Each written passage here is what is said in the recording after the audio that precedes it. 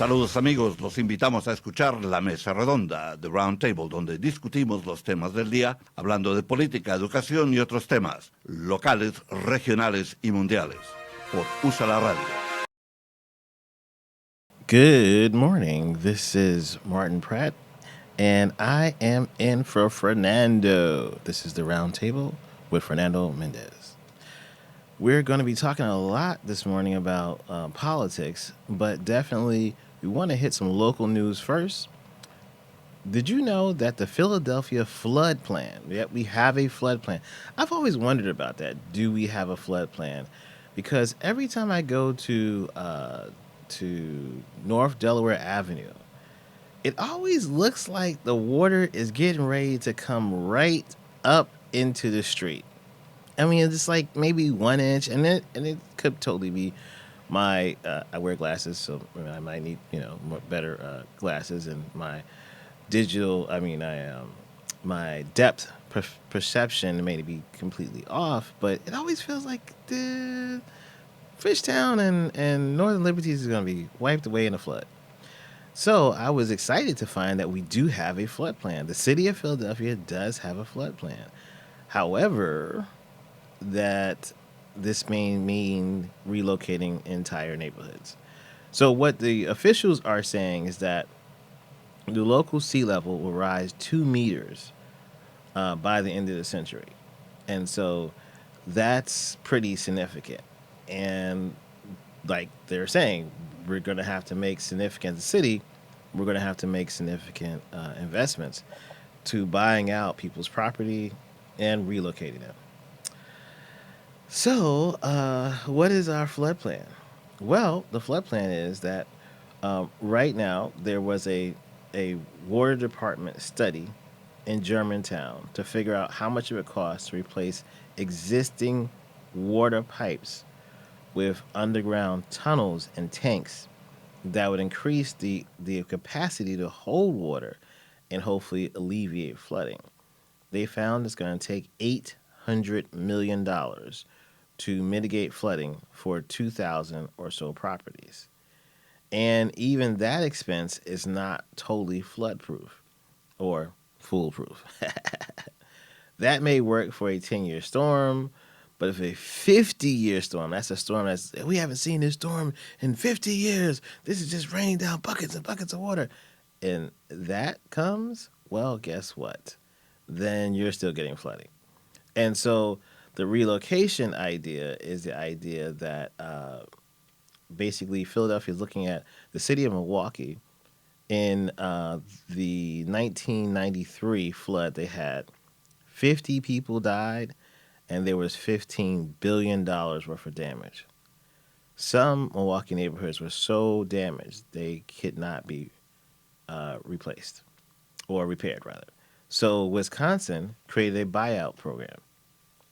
From 2002 to 2018, the state paid 140 property owners to move, just get out, go. And the homes that were there were created and were torn down, raised, and were turned back into what's called wetlands. So I think that's a pretty good that's a pretty good idea. And I think I like the concept that we're looking at. We're not talking about 2060. We're talking about 2100. And that's something that cities should be planning for. A city should not be planning based on the next 20 or 30 years. The city should be planning on based on the next 100 years and where we're going to be at. Our population of our city should have expanded, exponentially. And we're an old city. That's just the way it is. We're a really, really, really, really old city. So that option to replace the pipes and tunnels, I think we need to do both. I think we need to relocate folks, and we also need to replace these pipes and increase the capacity that we have to handle some water. I think that's good. You definitely need to increase capacity. For those of you who may be under a rock, and or who just like me who are swept up in what they're working on, today's a special day.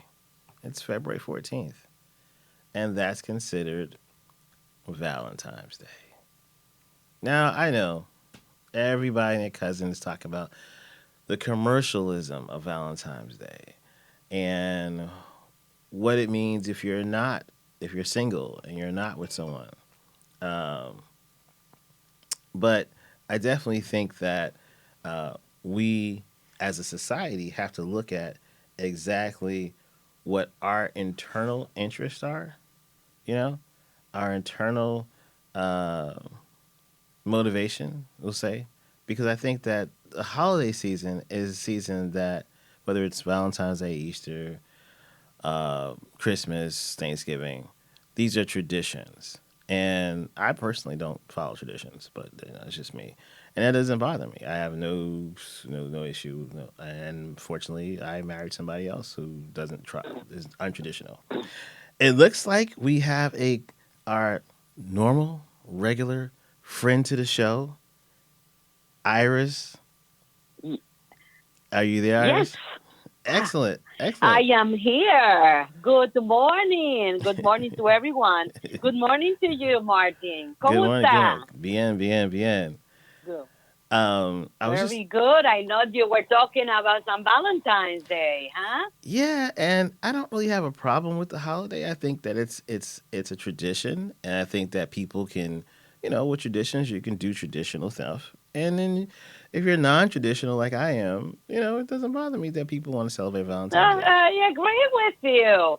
I agree with you. What? But Valentine's Day comes from the mythology and Mm-hmm. the Greeks and the god of love, Mm-hmm. Juno, and also the Romans Mm-hmm. used to do Valentine's Day. They used to put the females will put their names in a box, and the males will pick it out, and then they will read, and they will be like faithful to that person for a while. Valentine has a big tradition, and it had nothing to do with religion. Right. Remember, there's San Valentin, the saint, Mm-hmm. Saint Valentine. There's two of them Yes. that were martyrs that they died. Mm. But the tradition of San Valentine had nothing to do with the two martyrs from the Catholic Church. But people usually get them tangled together. But at the end of everything, just like you said, it's all on the money, Yeah. making money. Yeah. Today, a lot of money will be made because of Valentine's Day. That's what's up. That's what's up. And I think that it's I don't want to say necessary, but I think we have a holiday for everything else. I think a love holiday is not a bad thing. I think Hmm. it's a person's perception of what society is doing that necessarily society itself needs to change. However, with that said, Yeah. I don't shop in regular stores, so I'm not seeing all these Hmm. advertisements. I'm not watching TV. I'm watching streaming services, and I listen to podcasts. So Hmm. I don't get a lot of Oh, Valentine's. I'm okay. not getting a lot of, So you so, are you don't get the propaganda. You do not right, get the right, brainwashing right, propaganda. and I right, agree. right, and so I don't know that even my favorite TV shows. I think only one out of the 14 TV shows I may check in on that's been they've only mentioned it once. I've only so to your point, my only concern is that it is probably too much. I know when you go into CVS or you go into Walmart, Hmm. you see the change, but particularly the CVS and the Walgreens, you see the holiday seasonal change. You start to see the red. You start to Very see the pink. quickly. Right, right, right, Very right, right. quickly. Like back in Yeah, you're November. right. Yeah, Yep. yeah, yeah. Way back in November Right, before we finished with right, right, Thanksgiving. right, right. Exactly, I exactly, I, I exactly, understand. exactly. Now, It's a money making thing. what's funny about that, right, is that I just thought of something. they don't treat Women's History Month the same way. You know, they're not. There isn't. No, sir, there they do isn't. not. Yeah, and so it should be. If we're gonna treat all holidays, let's treat them all equal, right? Let's propaganda all of them. You know. um, Right. And it's funny that you mentioned Women's Day because here in the state of Virginia, mm, this was the last state that was yes, needed to yes, ratify the Equal Rights Amendment. yes. And it was just done this week, Equal Rights Amendment. I don't know if we are too late for the courts because, you know, like all this is like actually it's not written as a law, but it is a beginning of something that became it became very very good on the Yes. women movement. Right, right, Yeah, you know, these are not really laws that are written on stone. They had to be ratified. right. The last state that they needed was Virginia, and they just did it. The problem is it too late to go to the Supreme Court Mm, to do this? The Supreme Court of the land. As of the same thing with the abortion. Roe right, versus Wade was just a case in court, right, and it had been lingering. right. So, but you know what? It's very hard to understand this, especially when the government doesn't really want us to understand it. They rather had us, you know, moved along, and so that we're very quiet and we don't start No trouble, no demanding trouble. things. Right, You right, know, right, right. no So, trouble. Yeah, the yeah. thing that always made me kind of feel weird about the Equal Rights Amendment is um that it had to like that there was actually a issue that had to. I growing up, my mother was pretty much a feminist, and while although being a feminist, I never heard her or saw her have to push that agenda or demand Hmm. something from my father, and so or even talk about how things keep her down. So she was one of those people. I guess Hmm. so like me. I guess that's why I'm like my why I am. She went and taught us at home. Hmm. So she went to the state of New Jersey at the time in the 70s. There was no law that said you had to you. There was nothing regulating homeschooling. So she got Hmm. a state senator or representative to pass a resolution that allowed Jersey parents to teach kids at home without the state or the city coming after them. Um, Oh my goodness, amazing. Hmm. right, but it was mainly just so she teach. She it was mainly so she could do her thing. Like it wasn't necessarily like for every parent, But she knew she had to have that in order to.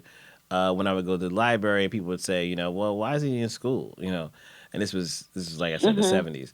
So anyway, my point is that it really kind of made me feel some kind of way about the fact that there had to be even an amendment Hmm.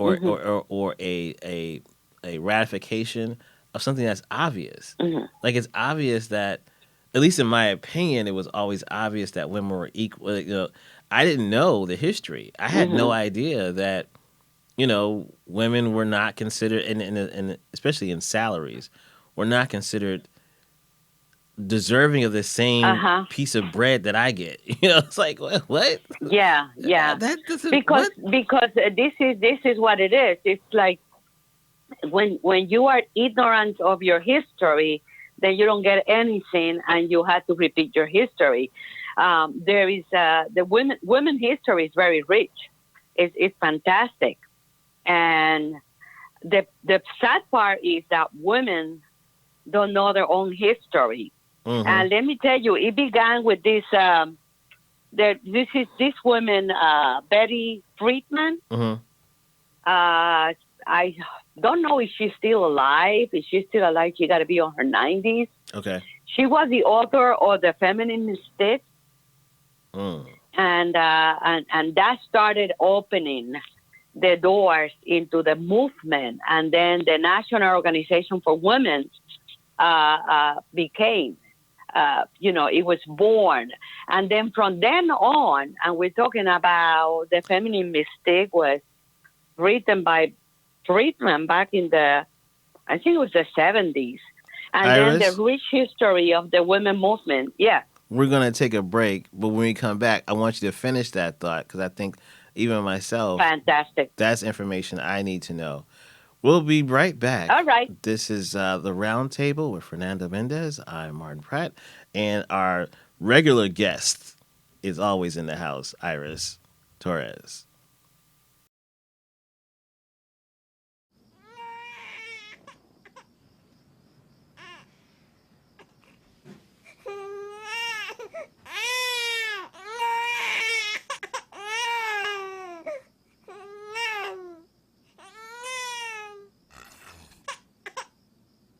If you love them enough to suck the snot out of their nose at 4 a.m., then surely you'll check nhtsa.gov/the right seat to make sure they're in the right car seat.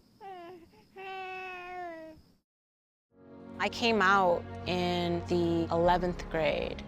Nobody was embracing you. The kids were cruel. It was very difficult to be gay. Not completing high school is more of a social thing than it was an academic thing. And even though all these years have passed, I still had that longing to have my diploma. I have a mentor, Maria, and she convinced me to continue my education. Just never judges. She's a true role model. From the depths of my heart, I thank you, Maria, for being a friend and a beautiful person. No one receives a diploma alone, and I'm honored to share this moment with you. Thank you. If you're even considering getting your high school diploma, go get it. You can do it.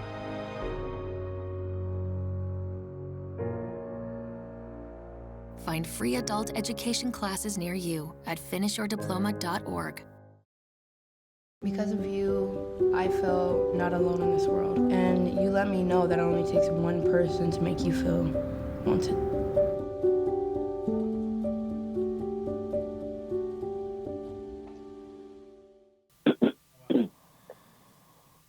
Hey, we're back. This is the Round Table with Fernando Mendez and Iris.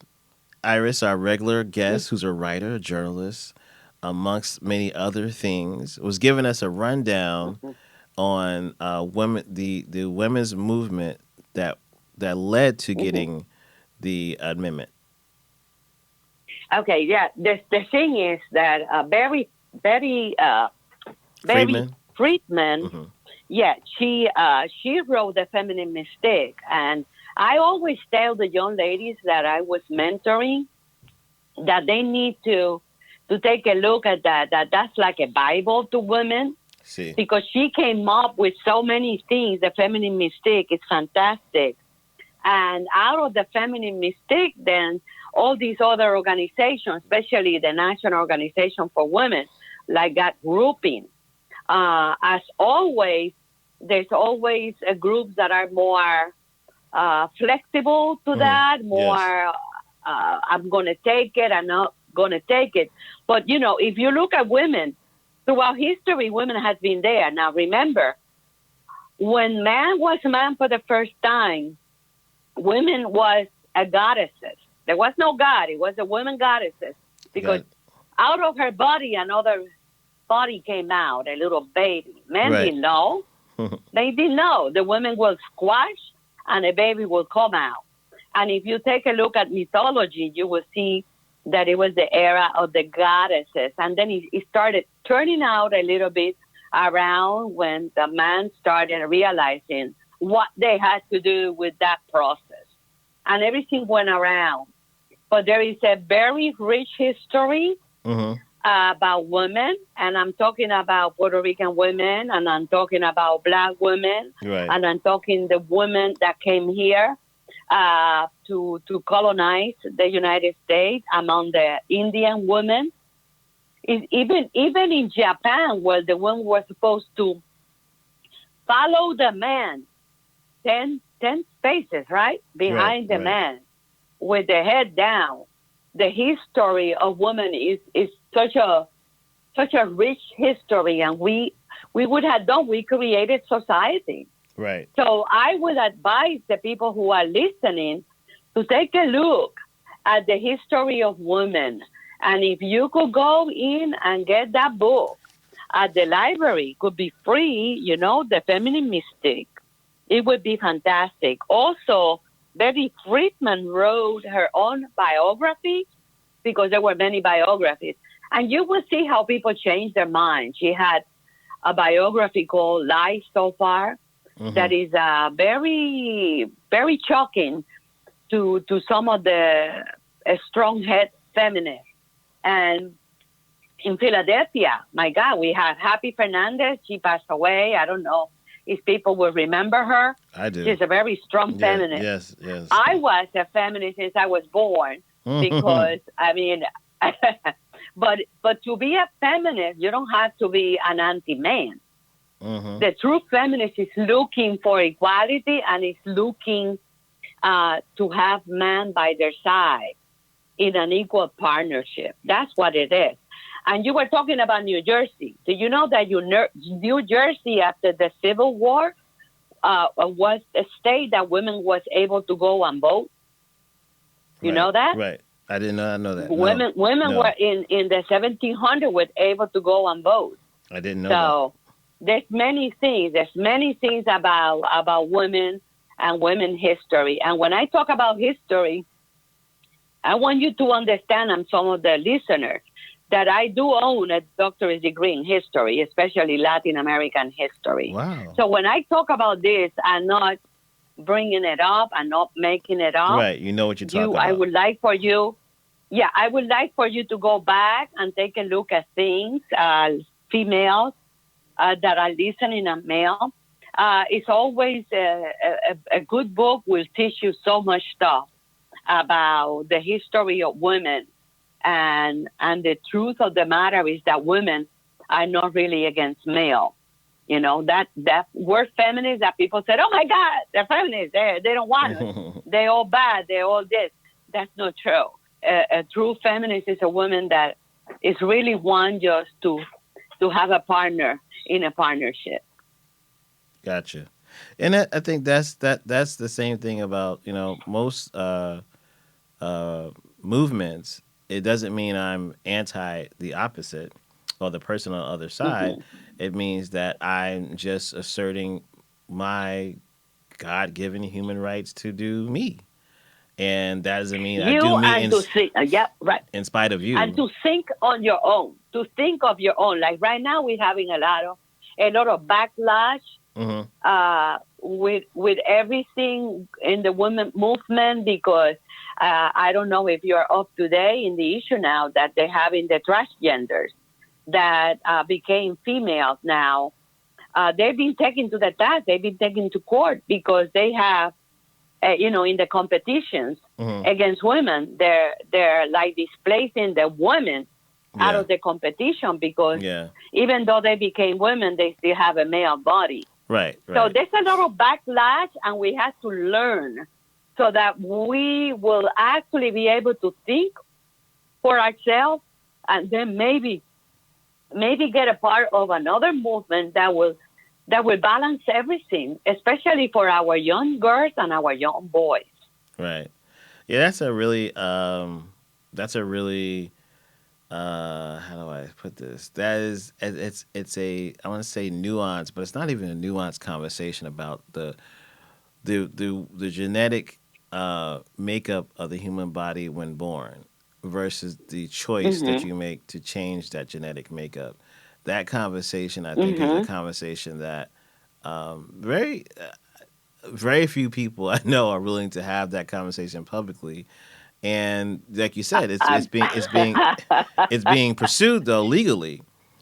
And there are some, I've always had some challenge when the comparison to gay rights to civil rights. And my challenge with that has always been that I can't, there's nothing that I can do to give a person a perception that I'm not black. I can change my voice. I understand you. And so for me, the comparison, I think gay rights are important. I think they definitely should be pursued. But comparing them to civil rights has been a little challenging for me. And I think that definition, the concept of civilian or civil, we need to look at that concept, and then the concept of being born versus choice of what you choose to be. That also needs to be re-looked at. And I don't know that the appetite for really honest conversations about that, so that what you just said about women's rights and people being displaced aren't there. At the other side of the conversation is that when you have these kind of spaces or I don't want to say divisions. I want to say something that's not together, because I don't think it's division, but then they become exploitable. So anytime we choose to not have these conversations, and it's difficult and it's challenging and uncomfortable, well, there's somebody else sitting around somewhere saying, aha, and they're like, wait, I got them. Right, exactly. Yeah, and so, I got them. I make them uncomfortable, then they will stop and they will hear what I have to say, and then I have them following blind. Yes. But you know what? We need to have a conversation like that, because right now we have someone that is running for the presidency or for the nomination to be able to run for president under the Democratic Party. That is a gay man married to a man. And we need to have a serious conversation. And I'm sure that Mayor Pete Buttigieg will agree with us that we need to have a conversation about this. Did you see that we the need woman? To have a conversation. Did you see the woman that wanted her vote back in Iowa? There's a woman in Iowa. Yeah, she found out that he was married to a man, and she went to the polling place and said, "I want my vote back." And so I understand. I understand. And this is why. Yeah, this is the first person that went out like that, and they've been very quiet about it. Well, but I think we should have an open conversation, right? Because doesn't matter what, gays have been gays. We have always had a gay society. It doesn't matter from the beginning of the beginning. Right. We need to have an open conversation on that. Do you remember Governor McGreevey from New Jersey? Of course I do. Yes, of course. Ended up resigning because he had an affair with a man and he was gay. Well, I feel like he was set up. And now these days he's an open gay. I feel that was a setup though by Israel, because the guy was a former Mossad agent, and that was honeypot. That was a honeypot. I agree with you, but it happened. He couldn't see. But it happened. Yeah, no, absolutely. I totally agree that it definitely happened, and it's definitely something that is something to discuss. The one thing about that lady that wanted her vote back, though, she kept mentioning that she didn't know that he was gay, and it was like, that's the biggest news. It's like that's been the whole thing. Like, how you not know? And she was like, no one told me. I didn't see a news report. Like, you haven't obviously been following along. You've just been listening to what she probably went to 2 or 3 debates or 2 or 3 town halls and liked what he had to say because she voted for him. Yeah. So she liked what he had to say. But I understand that she liked his policies. Right. Until she found out that how he. Right. Yep.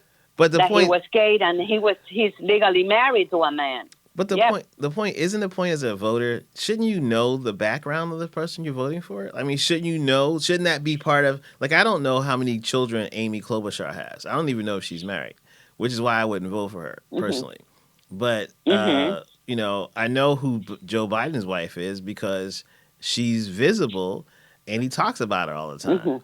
But Mayor Pete's husband, he's on every trip that he goes. He's talking about him, and his husband tweets all the time. So I mean, I don't know how this lady didn't know, but as a voter, don't you think that the voters should know the background of people they're voting for?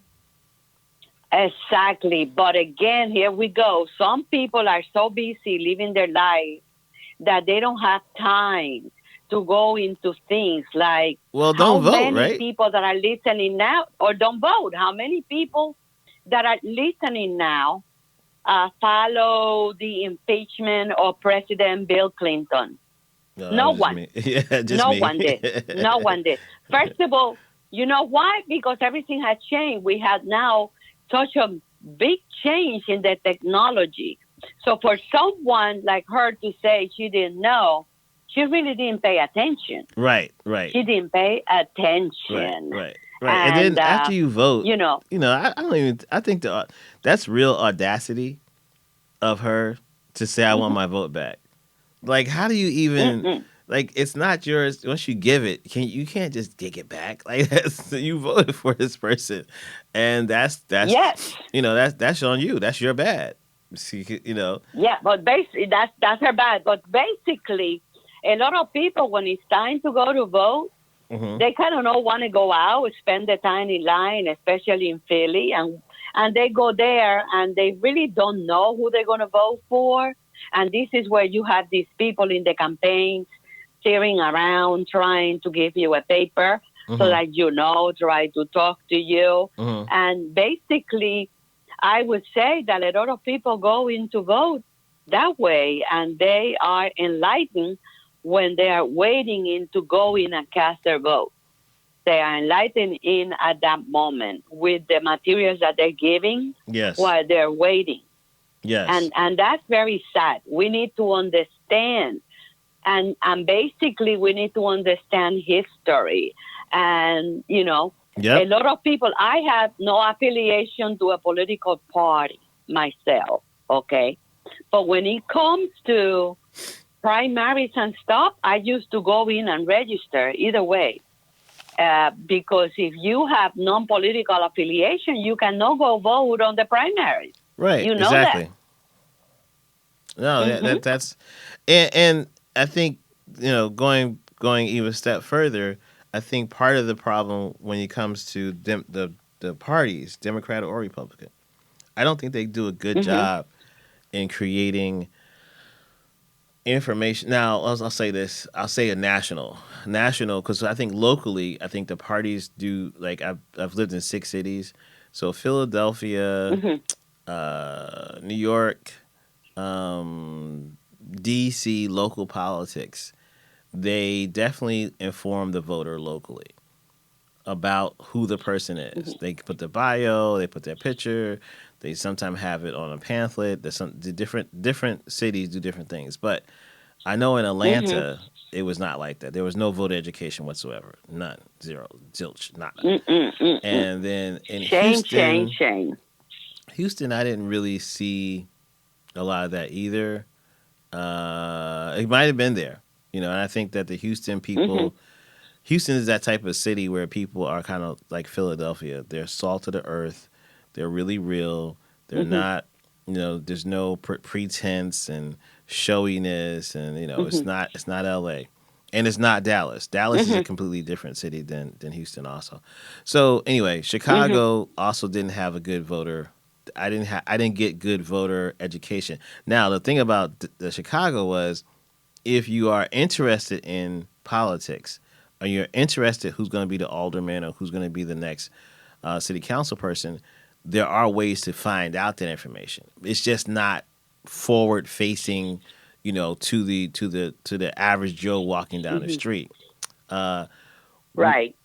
And on that note, I want us, when we come back, to take a look at a question that I didn't know came up at the Oscars, and I want to get your input on this. And this is a completely different topic, but is Antonio Banderas a person of color? So when we come back, we're gonna come back on Usula Media and Usula Radio, the Roundtable with Fernando Mendez and myself, Martin Pratt, and Iris Torres.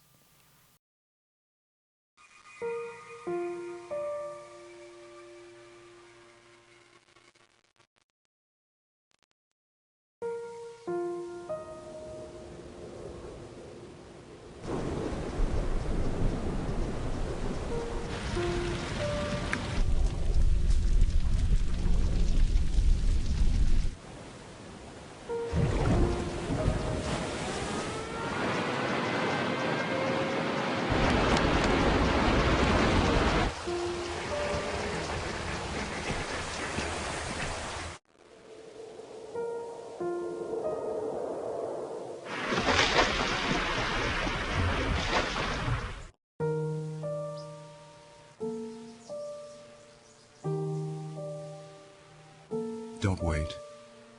Communicate. Make your emergency plan today.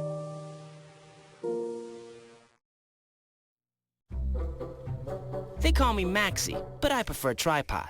I was your above-average four-legged homie, and then wham, bam, minivan. Some people pity me. Now that's lame.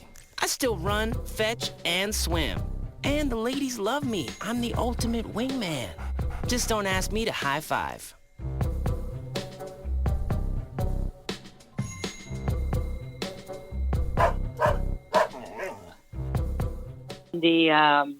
We're back with we're going in. Oh, okay. With the roundtable with Fernando Mendez. I'm Martin Pratt, and we're talking for our regular guest to the show, Iris Torres. And we were just having a conversation here on Usula Media and Usula Radio.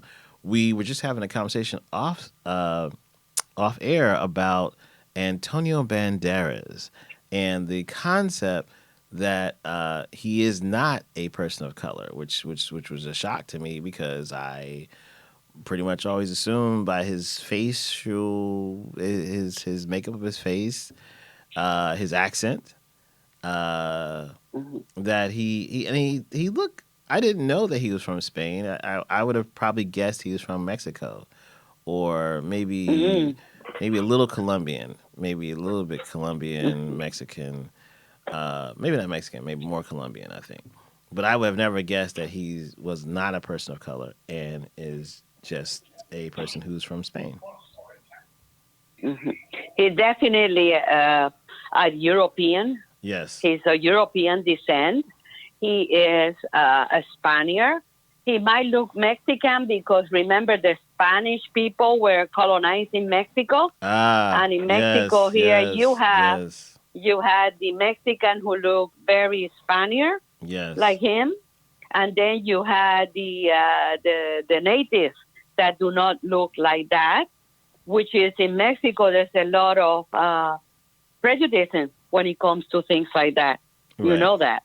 Right. There's a lot of prejudice against their own people there, and then in Colombia it's the same thing. And you could see the difference between a native of the land and the one that had more a Spaniard on them. As I was telling you when we were on the break, my father's family and my mother's family, they both came from Spain. Okay, and we have the study of 5 generations, especially on my mother's side. The first generation that went there with a royal title called Virrey. And when the Americans came into Puerto Rico, and they declared that Puerto Rico was going to go under them because of the Treaty of Paris, okay, they decided to let the subject of Spain decide what they wanted to do. Either to stay living in there and give up that citizenship as subject of the queen and king. Yes. Or they could leave. Well, most of the family from my mother's side left. Okay.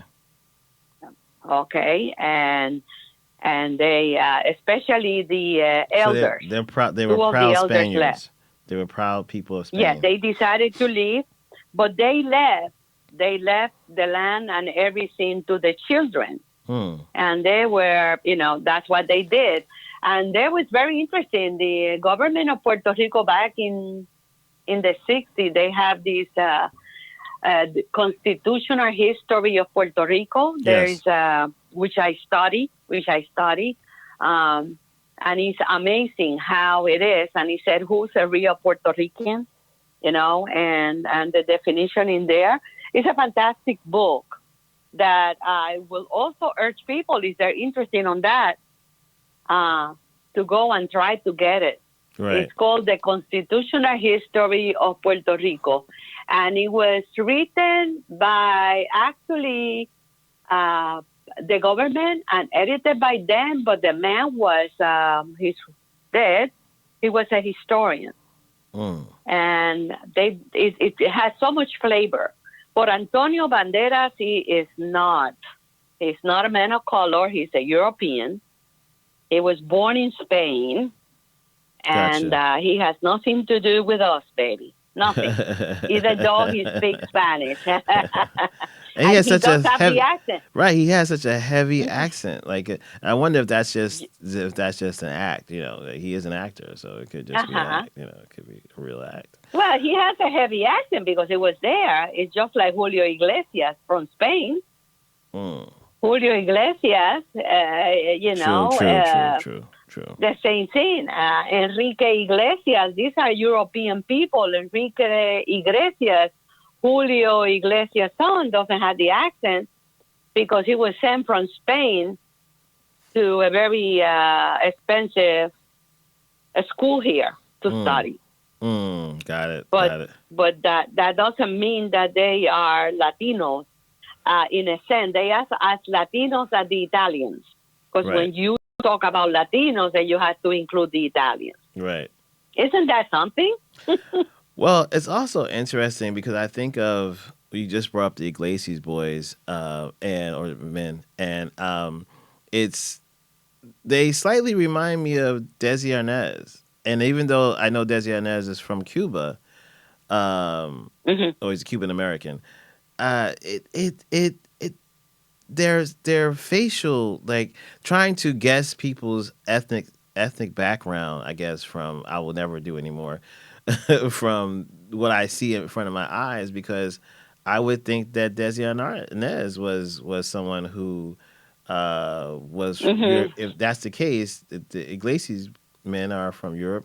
Well, so is Desi. Yeah. And in fact, I feel like Desi he looks more, I mean, Antonio looks more, you know, possibly Latino than Desi does. And that's not the case. No, Desi, Now, Desi Arnaz was born in Cuba. Right. And he is actually, being born in Cuba, the man actually, you may say he is actually a man of color. Right. Okay. And it's really interesting. This concept of not concept, but it's reality of Hispanic. So what the article was saying was that, well, we can call him Hispanic, but we can't call him Latino. And so I was like, well, if you're is the word Hispanic, does that mean that you are of European descent and you're from Spain? Like, I thought always Hispanic was the person of color. Like, you know, very few people were saying Latino in the 90s. They were saying Hispanic. And Hispanic meant you were from, I thought it meant you were from Latin America. I didn't know that it meant that you were not Latino. No, Hispanic, like Hispanic, you could say Hispanic Puerto Rican, Hispanic Cuban. Okay. Speaking, that means he speaks the language of Spanish, but not necessarily where he's from. Hispanic, when you talk about Hispanic, then you actually are including the people from the Caribbean, okay, and the Hispanic people around. So, you know, and then there's a difference from the Latin American and the Caribbean. Latin American Hispanic, Caribbean Hispanic. Right. Even the language. I mean, we all speak Spanish, but you know how the language is, and we all have these different tones when we speak. Exactly. We have colloquialism. Exactly. And you know. And you know how the language is. The language is a live thing, so it's always changing. It's always changing. Yes, it is. Yes, it is. Let's say it is. A very, very tiny example is in Puerto Rico. It's a small island, right? So if you are from the north, let's say San Juan, and you are from Ponce, from the south. Gotcha. And you have 5 cents or 10 cents. Okay, in Ponce they call it ficha, and in San Juan, Bellón. So, you know, there's a whole different, you know, thematic thing to it. And the people from the mountain in the island, they have another different intonation. One thing that we all Puerto Rico have is that we usually tend to eat our R. We usually, instead of saying Puerto Rico, we go Puerto Rico. But basically, the same thing happened with Latin America, and the same thing happened here in the United States. I go in town in Virginia and I go, oh my gosh, what are they saying? And I have to really put in my ear to understand what the people are really saying because of the intonation and the English that they're using. Got it. Yeah, and that's the same. I hear people who are not born in the U.S. say the same thing about how somebody speaks English in the South versus somebody who speaks English in the North. But even within the North, you have a very heavily used accent in Rhode Island, New Hampshire, Boston, and then you have a completely different accent that is still English, but when you go to some place like North Dakota. So it's an interesting how the regional dialect of the same language changes, complete words, sentences, syntax, all that stuff. That's crazy. So before we got off the air, I did want to talk about national politics, and I wanted to get your take on William Barr. Has does Trump push the envelope too far that even William Barr could not get on board with, or was this strategic for William Barr to say, okay, look, I know that this is illegal for him to be talking, or it's not advisable for him to talk about cases that we're trying currently in front of judges. I know that. I'm not stupid. And so his interview he gave yesterday, where he was like, it doesn't help my job that he's tweeting all the time. And so that was sort of like, it feels like the media grab any little positive, negative comment that somebody makes about, positive that they make it about for the rest of us, negative that they make it about Trump, and they give them props for that.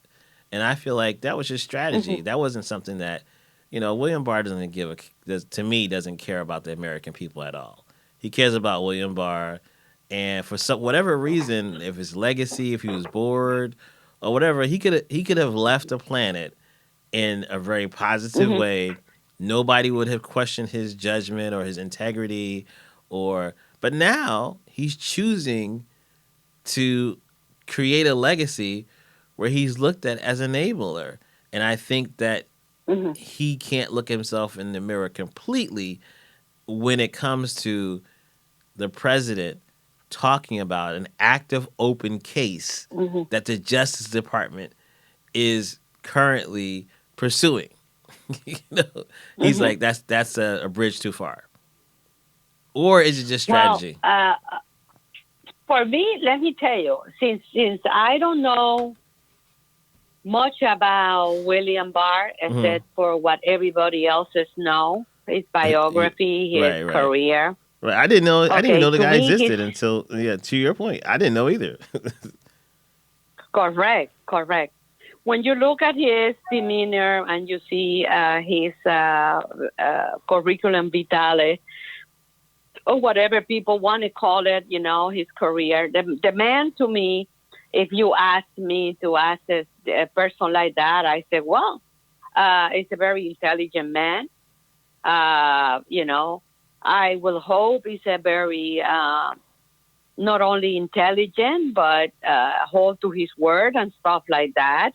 He went through the Senate hearings and whatever. When it comes to what is happening between him and the president, I agree with you.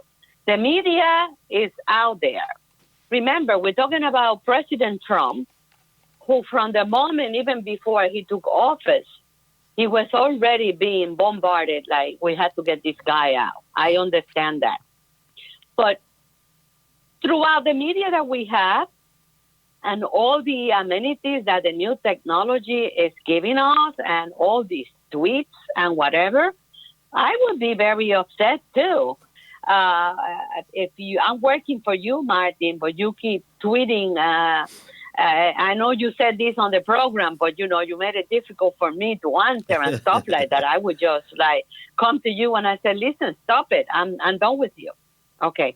The man is not going to go anywhere. Right. He's going to stay there. The man is not going to go anywhere. it could be, if you analyze this outside the box, like they call it, outside the box. It could be a trap for the Democrats to start a new impeachment, Right. so that they will get deeper and deeper in the mud. Right. Or it could be that actually there's bickering around. It could be so many things. Right. It almost could be anything. It almost could be anything. Like, like it's just anything. Like, seriously, anything. It's almost like, yeah, seriously talking. It's Right. crazy. And the regular citizen like you and I are wondering, I mean, what the heck is happening in here? Right. The other word, the other word you get ready to say. But yes, the word, yes. everything, the law changes for certain people that, Which if is complete I was BS. That's someone, complete BS. That like, the law let's changes. say Elizabeth Warren, I go and I take an oath and I said, I'm not going to lie, but I said a big one.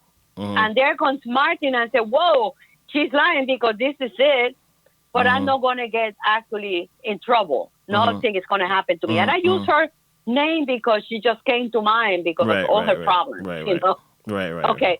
But it is very crazy. One thing I tell you is that the people in the United States have to make sure, if you're listening to this program, people, that you go in and take a look at what is out there. I know it's too early to say who you're going to vote for president, but the time will come soon. So start taking a look and think about it and use your own self-thought before you cast a vote. We have too much propaganda, too many stuff going around that confuse us and make us crazy. Like they said, you have a vote and it's your right, and no one has the right to buy it. Right. And you know how they're buying votes around? To be honest, the Democrats changed the law for Bloomberg to run. He could use his own money. Before there was a law that you have to have a PAC behind you and blah, blah. They changed it so that the man can run. You just have to be very careful. Is that the right thing? Is that the wrong thing? Is that the right man? The same thing for all of them. For President Trump. Is that the right man? Is it this? Just make sure that you get your thoughts into it before in November you cast your vote, because your life depends on it. Yeah, I totally agree with you. I think it's something that is definitely super important, super important, and you can't. You gotta take it very seriously. You can't just phone it in. You can't just be like, well, that's okay. It doesn't really matter. It really, really matters. And with that, definitely want to get last thoughts on what you see coming as far as now that the impeachment is pretty much, you just brought up possibly a second impeachment, and there's been a little bit talk about that. But now that the impeachment is pretty much done, and I think that they are going to definitely have Bolton come and testify. Do you think that President Trump has been bloodied up enough for him to lose? I don't think so. Okay. Why is that? I don't think so. I think that the more they try to continue with this stuff and concentrate their ways in, especially the candidates that are hoping to go against him, if they run a campaign like what they're doing now for the nomination, no, he's going to be an easy winner. That's what I see personally. Got it. When I look at stuff, like, first of all, Bernie Sanders is the big runner-up right now. Yeah, but Bernie Sanders, if you go back to his history, to be honest, he's a self-proclaimed communist and socialist. Right. They had changed the wording. What he bringing in, nobody wants to live in a socialist country because we already have too many socialist countries and we know what's going on in there. People are very, like they say in South Philly, are scared of that stuff. Okay? So Pete Buttigieg, who follows him, this is a gay man married to a man. Is the country ready to have a gay president in the White House? Well, Trump said yesterday he would vote for him. That's the question they have to ask themselves. Did you hear that? Trump yesterday said he would vote for Pete. No, I didn't. Yeah, he was sure interviewing. President Trump. I was saying he's been interviewed by Geraldo Rivera was talking to Trump, and both of them said they would vote for Mayor Pete. So I was like, wow. But Trump admitted that there are people within his own party and his own supporters who probably would never vote for Pete. Well, listen, let me tell you one thing. I know the day of the election, President Trump is going to vote for President Trump. And on that note, we've got to go. Thank you so much for calling, Iris.